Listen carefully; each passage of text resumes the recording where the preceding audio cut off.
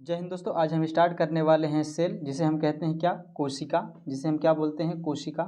आज हम इस टॉपिक पर हम चर्चा करने वाले हैं और एग्जाम के दृष्टिकोण से जो भी महत्वपूर्ण प्रश्न बन सकते हैं उन टॉपिकों को क्या भी करेंगे, इस वीडियो के माध्यम से हम चर्चा करेंगे। चलिए दोस्तों देखते हैं। तो बॉडी की सबसे छोटी जो इकाई होती है क्या होती है, वो सेल होती है। सभी सेल को हम जोड़ देंगे तो क्या हो जाएगा, टिश्यू यानी ऊतक का निर्माण कर देगा। जब सभी टिश्यू को यानी ऊतकों को जोड़ देंगे तो ऑर्गन्स यानी अंग कहलाएगा। और जब उन अंगों को सिस्टमेटिक ढंग से निर्माण कर देंगे यानी जोड़ देंगे तो क्या कहेगा, ऑर्गन सिस्टम यानी क्या कहलाएगा, एक सिस्टम यानी तंत्र कहलाएगा। उन तंत्रों को जब सिस्टम से जोड़ देंगे तो क्या कहलाएगा, ऑर्गेनिज्म यानी बॉडी कहलाएगी। आप एक उदाहरण के तौर पर ये भी समझ सकते हैं कि जैसे ईंट है, ईंट को जोड़ देंगे तो क्या बन जाएगा, एक दीवार बन जाएगी, एक दीवार बन जाएगी। दीवार को जब हम सिस्टमेटिक रूप से जोड़ देंगे तो क्या बन जाएगा, कमरा बन जाएगा, कमरा बन जाएगा। और कमरे को जब हम सिस्टमेटिक ढंग से जोड़ देंगे तो क्या बन जाएगा, घर बन जाएगा, घर बन जाएगा, घर का निर्माण होगा। तो उसी प्रकार क्या है, इसका भी इस है कि जब हम क्या करते हैं, सेल को सिस्टमेटिक ढंग से जोड़ते हैं तो टिश्यू बन गया, और टिश्यू को सिस्टमेटिक ढंग से जोड़ेंगे तो क्या बनेगा, अंग बन जाएगा। उन अंगों को सभी सिस्टमेटिक ढंग से जोड़ देंगे क्या बनेगा, एक तंत्र कहलाएगा। और तंत्रों को क्या करेंगे, जब जोड़ देंगे तो वो क्या कराएगा, हमारा बॉडी कहलाएगा। चलिए दोस्तों आगे देखते हैं। आगे देख सकते हैं कोशिका का क्या है, ये आंतरिक फेस यानी आंतरिक डायग्राम है। कोशिका के अंदर कौन कौन से हैं तो आप देख सकते हैं। यह क्या है, सेंट्रोसोम को दर्शा रहा है, ये सेंट्रोसोम को दर्शा रहा है। ये क्या है, साइटोप्लाज्म। ये क्या है, जो ब्लू कलर का दिखाया गया है, साइटोप्लाज्म है। यहाँ देख सकते हैं ये क्या है, ये दिखाया गया है कि क्या है, रफ एंडोप्लाज्मिक रेटिकुलम। और यहाँ पर देख सकते हैं ये क्या है, स्मूथ एंडोप्लाज्मिक रेटिकुलम। यहाँ पर देख लीजिए, रफ वाले में क्या है, थोड़ा सा दाने हैं, और स्मूथ वाले में क्या है, दाने नहीं हैं। ये इसमें क्या है, डिफरेंस है। अब देखते हैं उसके आगे, तो थोड़ा सा नीचे जाएंगे तो जो ब्लू कलर का दिखाई दे रहा है वो क्या है, राइबोसोम है। यहाँ पर आपको क्या है, सभी का लोकेशन देखनी है। फिर उसके आगे देखेंगे तो क्या है, ये क्या है, ये क्या है, गोल्जी बॉडी है। फिर आगे देखेंगे तो क्या है, यहाँ पर माइटोकॉन्ड्रिया दिया है। आगे देखेंगे तो यहाँ पर किसका लोकेशन है, यहाँ पर वैक्यूल्स, जिसे हम राजधानी कहते हैं। आगे देखेंगे तो क्या है, ये न्यूक्लियस है। ये क्या है, न्यूक्लियस है, न्यूक्लियस है। ठीक, न्यूक्लियस के बाहर की संरचना कुछ इस प्रकार से होती है, न्यूक्लियस मेम्ब्रेन जिसे हम बोलते हैं। ठीक, अब आगे देखेंगे तो यहाँ क्या है, जो ग्रीन कलर का है, ये क्या है, लाइसोसोम है। आगे ऊपर जब देखेंगे तो क्या है, सेल मेम्ब्रेन, जो क्या होती है, कोशिका की सबसे बाहरी परत होती है। अब आइए देखते हैं कि इसमें किसका क्या काम है। तो सेल मेम्ब्रेन जो होगी, या क्या होगी, कोशिका का सबसे बाहरी झिल्ली होगी। तो कोशिका का सबसे बाहरी झिल्ली कौन होगी, सेल मेम्ब्रेन होगी। ठीक, अब आइए आगे देखें, लाइसोसोम। लाइसोसोम का क्या काम है, लाइसोसोम का काम ये है कि सेंट्रोसोम काम कर रहा है कि नहीं, साइटोप्लाज्म काम कर रहा है कि नहीं अपना, एंडोप्लाज्मिक रेटिकुलम काम कर रहा है कि नहीं। आगे यहाँ पर देखें क्या, राइबोसोम अपना काम कर रहा है कि नहीं, गाल्जी बॉडी अपना काम कर रहा है कि नहीं, माइटोकॉन्ड्रिया ऊर्जा बना रहा है कि नहीं, वैक्यूल्स क्या कर रहा है, पानी स्टोर कर रहा है कि नहीं। ठीक, और न्यूक्लियस का काम क्या होगा कि ये न्यूक्लियस किस पर कंट्रोल करेगा, लाइसोसोम पर। लाइसोसोम पूरे पर कंट्रोल करेगा, और लाइसोसोम पर खुद कौन कंट्रोल करेगा, तो न्यूक्लियस करेगा। ठीक, कौन करेगा, तो न्यूक्लियस करेगा। ठीक, लाइसोसोम पर कौन कंट्रोल करेगा, तो न्यूक्लियस करेगा। ठीक, समझ लिए। अब आइए समझते हैं कि काम किसका क्या क्या होता है। तो सेल मेम्ब्रेन का काम क्या है कि सभी को क्या है, आंतरिक दीवार जो बनाई गई है उसमें क्या है कि जो है एक झिल्ली है, उसी के अंदर क्या है, सब रह सकते हैं। ठीक, अब आइए देखते हैं क्या, सेंट्रोसोम यह क्या करता है, कोशिका का विभाजन करता है। ये क्या है, साइटोप्लाज्म, ये क्या है, कोशिका का द्रव है। ये कह सकते हैं, या किसी हिसाब से क्या, इसका एक हिसाब से एक ढांचा प्रदान करता है क्या, साइटोप्लाज्म। एंडोप्लाज्मिक रेटिकुलम क्या है, एंडोप्लाज्मिक रेटिकुलम वह है जिसमें क्या होता है, प्रोटीन और क्या करता है, वसा का निर्माण कराता है। अपने स्मूथ में क्या, वसा का, और रफ में किसका, तो प्रोटीन का। ठीक, राइबोसोम क्या करता है, ये भी प्रोटीन का क्या करता है, निर्माण करता है।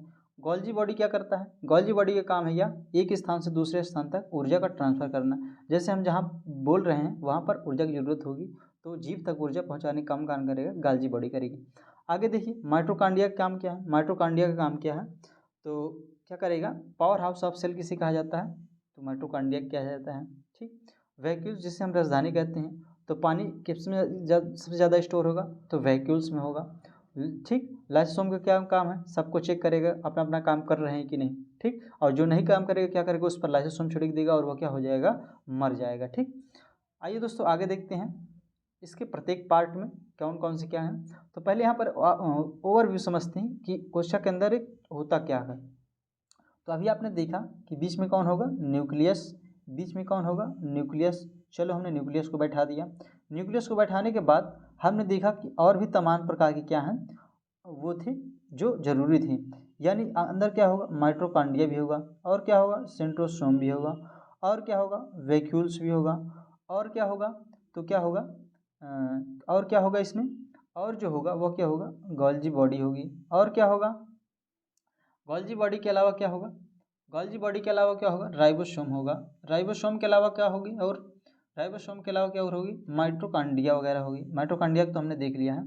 तो इतने क्या होते हैं, 6-7 जो हैं इसमें तत्व जो होते हैं वो उनका क्या होता है, महत्वपूर्ण काम करना होता है। आइए दोस्तों आगे देखते हैं। आगे दिया गया है ये सेल मेम्ब्रेन। सेल मेम्ब्रेन क्या होता है, यह जो है एक पादप में होता है, ह्यूमन में नहीं होता है, यानी मनुष्य में नहीं होता है सेल वॉल, जिसे हम कहते हैं कोशिका भित्ति। इसे हम क्या कहते हैं सेल वॉल को, कोशिका भित्ति, कोशिका भित्ति, कोशिका भित्ति।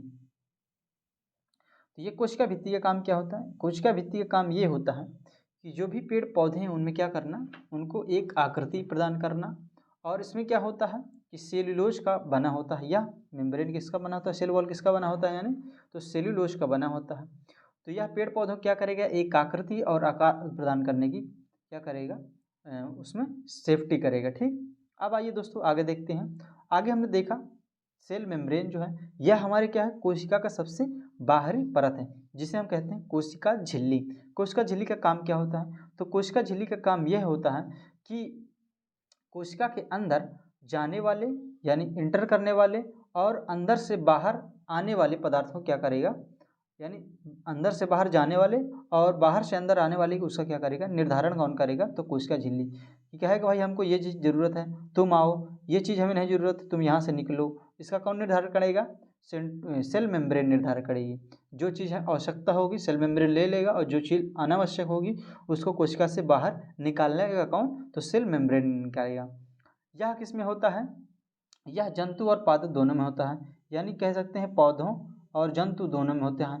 यह जंतु और पौधों दोनों में होता है, यानी ये ह्यूमन भी होता है और किस में होता है, यह पेड़ पौधों में भी होता है। यह बना किसका होता है, यह बना है किसका, प्रोटीन का। किसका बना होता है, तो आप देख सकते हैं ये किसका बना है, प्रोटीन का बना होगा। ठीक, ये किसका बना होगा, तो ये बना होगा किसका, प्रोटीन का।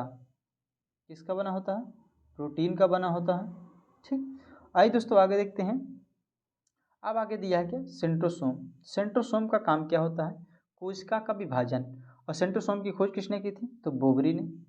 किसने, बोबरी ने खोज की थी। सेंट्रोसोम की खोज किसने की थी, तो बोबरी ने। आपको बताना है कोशिका का विभाजन कौन करता है, सेंट्रोसोम। इसको हिंदी में क्या बोलते हैं, तारक काय। क्या बोलते हैं, तारक काय, तारक काय बोलते हैं। इसका काम क्या होता है, सेंट्रोसोम का काम होता है कोशिका का विभाजन। कोशिका का विभाजन का मतलब जहाँ पर हमारी टूटी फूटी कोशिकाएं होंगी उनको मरम्मत करने का काम, और जब हमारे शरीर में चोट फूट लग जाएगी उनका क्या करेगा, उनको घाव भरने में कौन निर्माण करेगा, तो सेल डिवीजन यानी कोशिका विभाजन काम करेगा, जिसे हम कहते हैं सेंट्रोसोम। सेंट्रोसोम काम करेगा, तो क्या करेगा, कोशिका विभाजन करेगा, जिससे क्या होगा, हमारा घाव को है जल्दी से भर जाएगा। अब सबसे ज़्यादा कहाँ पर सेंट्रोसोम का निर्माण होता है, तो सबसे ज़्यादा सेंट्रोसोम का निर्माण कहाँ होता है, लीवर में। लीवर में सबसे अधिक होगा। सबसे कम कहाँ पर होगा, तो सबसे कम होगा कहाँ पर, ब्रेन। ब्रेन के न्यूरॉन पार्ट में। ब्रेन जहाँ पर न्यूरॉन पाया जाता है वहाँ पर क्या होता है, ब्रेन में, ब्रेन के न्यूरॉन वाले पार्ट में क्या होता है कि सबसे कम क्या होता है, पाया जाता है। इसमें 10% के आसपास पाया जाता है। क्या क्या पाया जाता है, 10% क्या पाया जाता है, गिलियल सेल पाया जाता है। बाकी 90% न्यूरॉन का बना होता है ब्रेन। 90% न्यूरॉन का बना होता है, 10% गिलियल का। इसमें ही क्या होता है, ये कम क्या होता है, सबसे कम क्या होता है, कोशिका विभाजन ब्रेन में होती है। इसीलिए कहते हैं लोग कि हेलमेट लगा के जाइए, वरना आपका क्या हो कि अगर सर में चोट आए तो क्या होगा, कोशिका विभाजन नहीं होगा, जिससे क्या है कि आदमी या इंसान की मौत हो सकती है। आइए दोस्तों आगे देखते हैं। अब आगे देखते हैं तो हमारा जो मिला टॉपिक वो कौन था, एंडोप्लाज्मिक रेटिकुलम, जिसे हम ईआर बोलते हैं। क्या, ER, endoplasmic reticulum. Endoplasmic reticulum का मतलब क्या है, अंतःप्रदव्य जालिका, जिसे हम कहते हैं एंडोप्लाज्मिक रेटिकुलम, उसे हम हिंदी में क्या बोलते हैं, अंतःप्रदव्य जालिका। अब देखते हैं इसका काम क्या होता है। इसका काम क्या है, वसा और प्रोटीन का क्या करना, ट्रांसफर करना। यानी ये क्या करेगा, वसा को और क्या करेगा, प्रोटीन को क्या करेगा, एक स्थान से दूसरे स्थान तक पहुंचाने, यानी ट्रांसपोर्टेशन का काम कौन करेगा, तो ये काम करेगा एंडोप्लाज्मिक रेटिकुलम। और इसी में क्या होता है, ये अपना खुद का निर्माण भी करता है। जैसे मान लेते हैं ये क्या है, कि ये आपका क्या है, सेंट्रोसोम है, ठीक। सेंट्रोसोम के एक पार्ट में क्या पाया जाएगा, एक पार्ट में पाया जाएगा क्या, वसा, एक पार्ट में क्या पाया जाएगा, प्रोटीन। जो प्रोटीन तरफ होगी उधर क्या होगा, कि खुरदरा टाइप में होगा। और इसी पर ऊपर क्या, जो क्या कहते हैं, खुरदरा हो, जिसमें क्या कहते हैं, बिंदी बिंदी बने हैं, ये क्या है, राइबोसोम। क्या है, राइबोसोम है, ठीक। राइबोसोम कहाँ है, तो रफ वाले हैं, इसको हम बोलेंगे रफ साइड, इसको हम बोलेंगे क्या, स्मूथ साइड। यानी स्मूथ में क्या होगा, वसा मिलेगा, और रफ में क्या होगा, प्रोटीन का निर्माण हो जाएगा, ठीक। और इन दोनों का ट्रांसपोर्टेशन का काम कौन करेगा, वसा और प्रोटीन का, तो हमारा करेगा एंडोप्लाज्मिक रेटिकुलम, जिसे हम क्या बोलते हैं, अंतःप्रदव्य जालिका। आइए दोस्तों आगे देखते हैं। जब हमने आगे देखा तो आगे मिला हम क्या, राइबोसोम का काम क्या होता है, तो राइबोसोम का काम होता है प्रोटीन का निर्माण करना। सबसे ज़्यादा प्रोटीन का निर्माण कौन करता है, तो कौन करता है, राइबोसोम करता है सबसे अधिक। इसीलिए इसे कहते हैं प्रोटीन की फैक्ट्री। इसीलिए इसे क्या बोलते हैं, प्रोटीन की फैक्ट्री किसे बोलते हैं, तो राइबोसोम को बोलते हैं। इसकी खोज किसने की थी, तो इसकी खोज किसने की थी, तो रॉबिन्सन नामक वैज्ञानिक ने इसकी क्या थी, खोज की थी। रॉबिन्सन नामक वैज्ञानिक ने क्या की थी, इसकी खोज की थी, ठीक। चलिए दोस्तों आगे देखते हैं तो क्या मिलेगा हमें, आगे मिल रहा है क्या, माइटोकॉन्ड्रिया को सही से देख लीजिएगा। यही आगे क्या होगा, काम आएगा अगला टॉपिक, जब हम क्या पढ़ाएंगे, जब हम पढ़ाएंगे श्वसन तंत्र। जब श्वसन तंत्र पढ़ाएंगे तो वहाँ पर माइटोकॉन्ड्रिया और लाइसोसोम का बहुत योगदान है। तो वहाँ पर इस वीडियो में देखते रहिएगा माइटोकॉन्ड्रिया और लाइसोसोम को, ठीक। अब माइटोकॉन्ड्रिया देखते हैं, तो माइटोकॉन्ड्रिया की आंतरिक दीवारों को, जहाँ पर ये देख सकते हैं, जहाँ पर हम क्या कर रहे हैं, पेन को ले जा रहे हैं, यहाँ पर जो रेड कलर से, तो ये जो दीवार बन रही है ब्लू कलर की या रेड कलर की, ये जो दीवार बन रही है इसे क्या कहेंगे, क्रिस्टी। तो एक प्रश्न बन जाता है एग्जाम में कि माइटोकॉन्ड्रिया की आंतरिक दीवारों को क्या कहते हैं, तो क्रिस्टी बोलते हैं, ठीक। जो बाहर से दीवार इस तरह होती हैं तो उसको क्या बोलते हैं, क्रिस्टी बोलते हैं, ठीक। अब यह इसका काम क्या होता है, तो इसकी खोज किसने की थी, ये भी प्रश्न बन सकता है। तो इसकी खोज की थी अल्टमैन। इसकी खोज किसने की थी, अल्टमैन ने की थी। कब की थी, तो 1886 ईस्वी में। 1886 ईस्वी में। यहाँ से दूसरा प्रश्न बन जाता है कि पावर हाउस ऑफ सेल किसे कहा जाता है, तो पावर हाउस ऑफ सेल किसे कहा जाता है, तो माइटोकॉन्ड्रिया को। किसे, पावर हाउस ऑफ सेल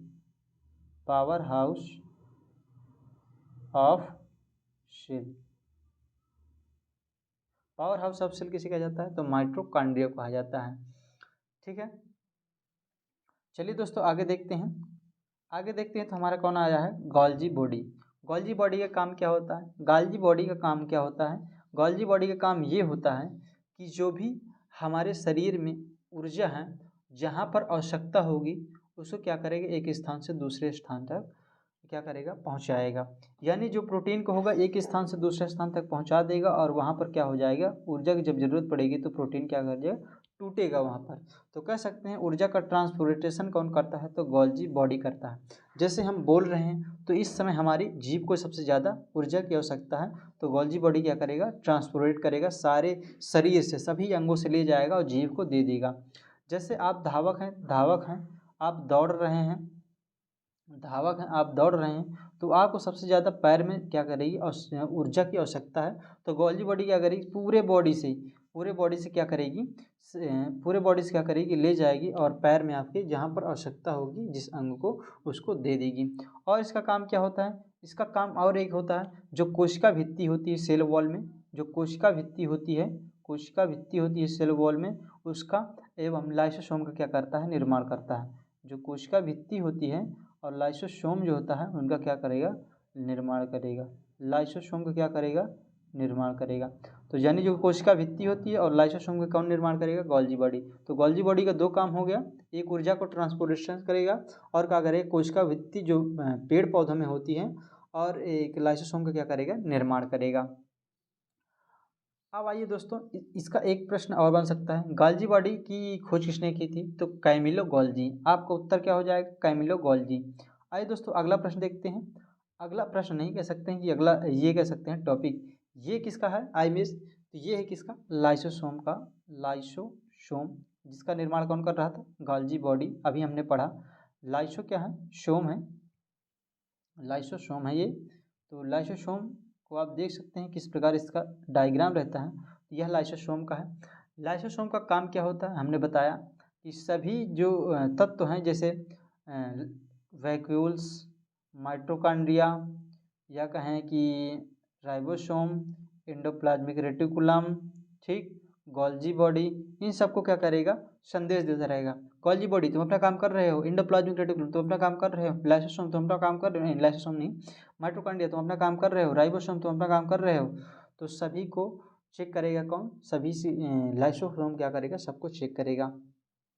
और यदि कोई काम नहीं कर रहा है तो उसको क्या करेगा, तुरंत क्या करेगा, अपना लाइसोसोम छोड़ देगा, जिससे वह क्या हो जाएगा, खत्म हो जाएगा। ठीक, अब जो खत्म हो गया है उसको जीवित कौन करेगा, तो अगल बगल की कोशिकाएं क्या करेंगे, देखेंगे कि यहाँ पे क्या है, जैसे माइटोकॉन्ड्रिया खत्म हो गया तो उसको जीवित कर देगा, एंडोप्लाज्मिक रेटिकुलम खत्म हो गया तो उसको क्या करेगा, जीवित कर देंगे। ठीक, अब इसका काम क्या और होता है लाइसोसोम का।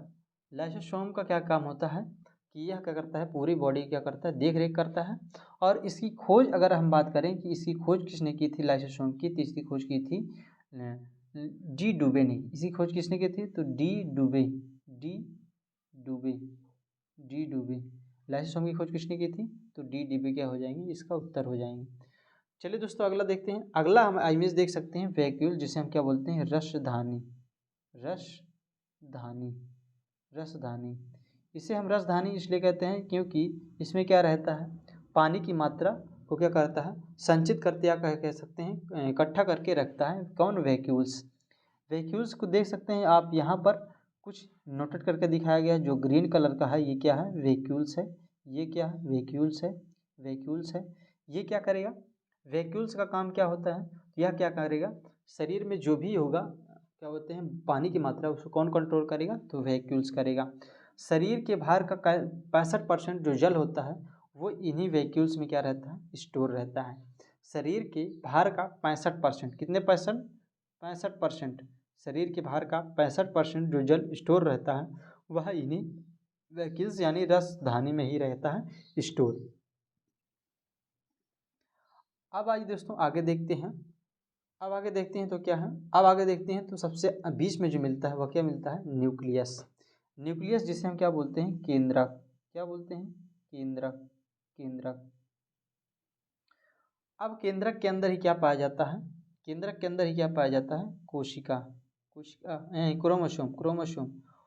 केंद्रक के अंदर ही क्या पाई जाएगी, क्रोमोसोम, क्रोमोसोम, क्रोमोसोम। किसके अंदर, केंद्रक के अंदर।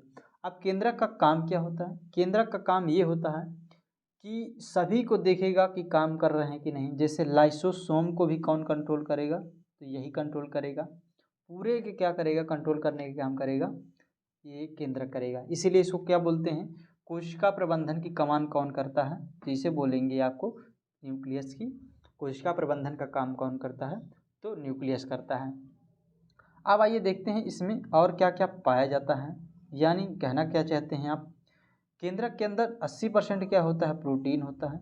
किसके अंदर, न्यूक्लियस यानी केंद्रक के अंदर क्या होता है, 80% क्या होता है, प्रोटीन पाया जाता है, प्रोटीन पाया जाता है।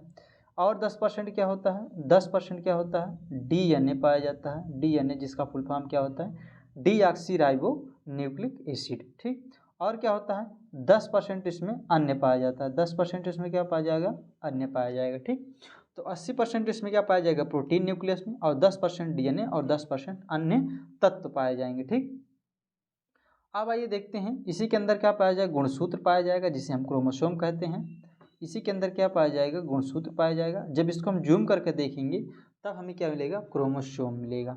आइए दोस्तों आगे देखते हैं। ये देख सकते हैं क्या है, एक डायग्राम है। ये एक किसका डायग्राम है, एक सेल का। सेल के अंदर जब देखा गया तो क्या पाया गया, न्यूक्लियस पाया गया।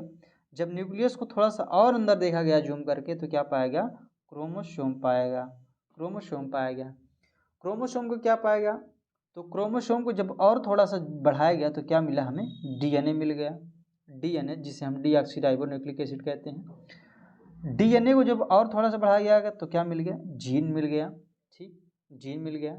जब जीन को थोड़ा सा और आगे बढ़ाया गया तो उसमें देखेंगे यहाँ पर जो और थोड़ा सा बढ़ाएंगे तो इसमें जो वो कर रहे हैं, मतलब पेयर जो बना रहे हैं वो मिल जाएगा क्या, न्यूक्लियोटाइड। न्यूक्लियोटाइड मिल जाएगा। ठीक, जब जीन को थोड़ा सा और जूम करेंगे तो उसमें क्या मिलेगा, न्यूक्लियोटाइड पेयर मिल जाएंगे। तो देख सकते हैं किस प्रकार से इसकी संरचना है। और आप मनुष्य को पूछेंगे क्रोमोसोम की संख्या कितनी होती है तो 46, और जोड़ी के रूप में कितना है तो 23। मनुष्य में कितना होता है 46, संख्या पूछेगा तो 46, और अगर जोड़ी में पूछ ले तो बताना 23, और अगर चिंपैंजी में पूछ ले तो 24। चिंपैंजी में कितना होता है 24, और अगर बंदर में पूछ ले तो 21 होता है। बंदर में कितना होता है 21 होता है। अब आप देख सकते हैं किस प्रकार से इसकी संरचना है। तो आज की वीडियो में यहीं तक दोस्तों, मिलते हैं नेक्स्ट वीडियो में, तब तक के लिए धन्यवाद। जय हिंद दोस्तों।